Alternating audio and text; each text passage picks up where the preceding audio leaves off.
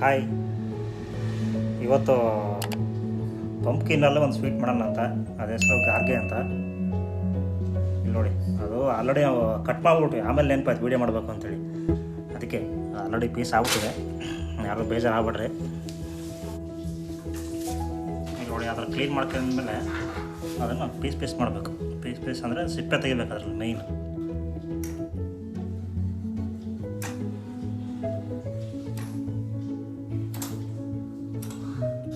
ಗೊತ್ತಾಗ್ತದೆ ಹೆಂಗೆ ಸಿಪ್ಪೆ ತೆಗೆಯೋದಂತ. ಇಲ್ಲಿ ನೋಡಿ, ಹಿಂಗೆ ಕ್ಲೀನಾಗಿ ಸಿಪ್ಪೆ ತಗೊಬೇಕು. ಆಮೇಲೆ ಇಲ್ಲಿ ನೋಡಿ, ಸಿಪ್ಪೆ ಹಿಂಗೆ ಸುಲಿದಿಟ್ಟಿದ್ದಾರೆ. ಇದನ್ನು ನೀರೊಳಗೆ ಹಾಕೊಳ್ರಿ. ಒಳಗಡೆ ನಾರು ಇರುತ್ತಲ್ಲ, ಆ ನಾರೆಲ್ಲ ಹೋಗ್ಬೇಕು. ಅದಕ್ಕೆ ತೊಳೆಯೋದಷ್ಟೇ, ಇನ್ನೇನಿಲ್ಲ. ಒಂದೊಂದೇ ಪೀಸ್ ತೊಗೊಂಡು ಕ್ಲೀನಾಗಿ ತುರಿಬೇಕಿದ್ನ.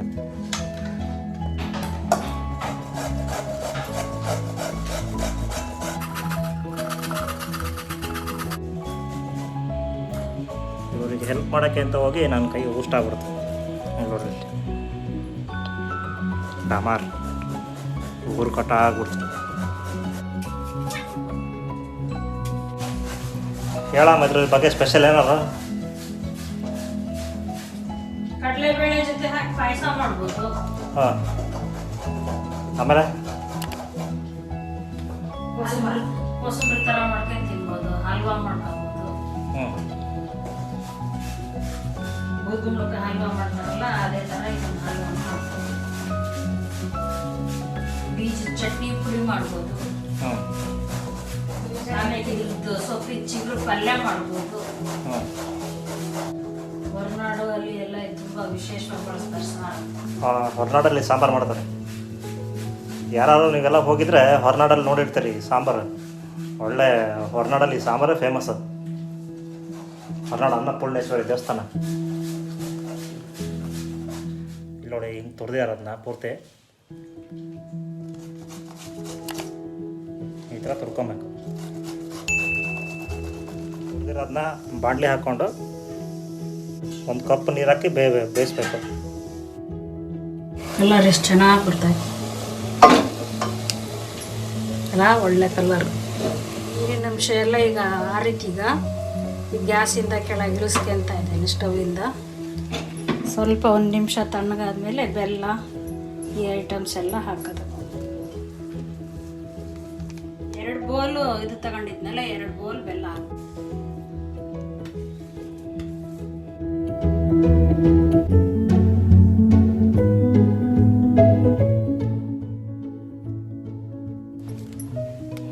ಗೋಧಿ ಹಿಟ್ಟು ಹಾಕ್ತಾ ಇದ್ದೀನಿ. 1.5 ಬಟ್ಲು ತಗೊಂಡಿದ್ದೀನಿ. 2 ಬಟ್ಲು ತುರಿ ಇದ್ರೆ 1.5 ಬಟ್ಲು ಸಕ್ಕರೆ.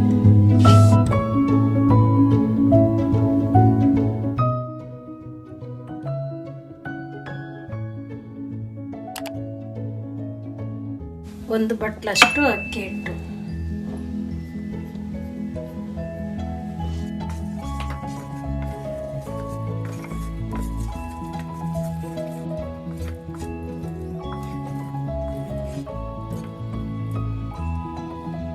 ಒಣ ಕೊಬ್ಬರಿ ತುರಿ ನಿಮಗೆ ರುಚಿ ತಕ್ಕಷ್ಟು ಹಾಕೋಬೋದು. ಎಳ್ಕಾಳು ಹುರಿದು ಇಟ್ಕೊಂಡಿರೋ ಅಂಥದ್ದು 1-2 ಸ್ಪೂನು, ಗಸಗಸೆ 1-2 ಸ್ಪೂನು,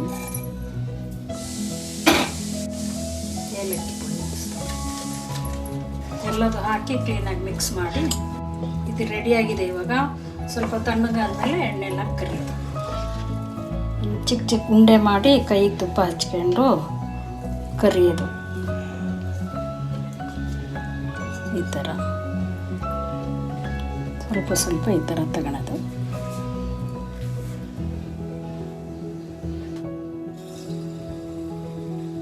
ಈ ಥರ ಒಂದೊಂದಾಗಿ ತಗೊಂಡು ಈ ಥರ ನಿಮ್ಗೆ ಯಾವ ಶೇಪ್ ಬೇಕು ಆ ಶೇಪ್ ಮಾಡಿ ಕರಿಯೋದು.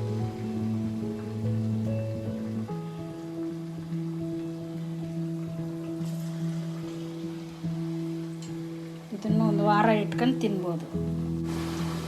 ಹೋಳಿಗೆ ಮಾಡ್ಬೋದು, ಪಾಯಸ ಮಾಡ್ಬೋದು, ಹಲ್ವಾ ಮಾಡ್ಬೋದು, ಇದರಲ್ಲೇ ಕಡುಬು ಮಾಡ್ಬೋದು ಅರಿಶಿಣದ ಎಲೆಯಲ್ಲಿ ಹಾಕಿ.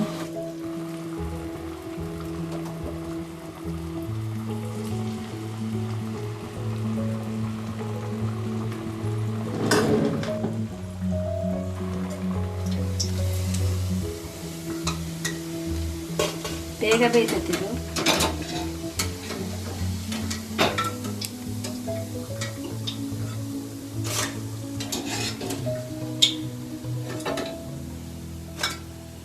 ಸಿಹಿ ಕುಂಬಳಕಾಯಿ ಗಾರ್ಗೆ ರೆಡಿಯಾಗಿದೆ.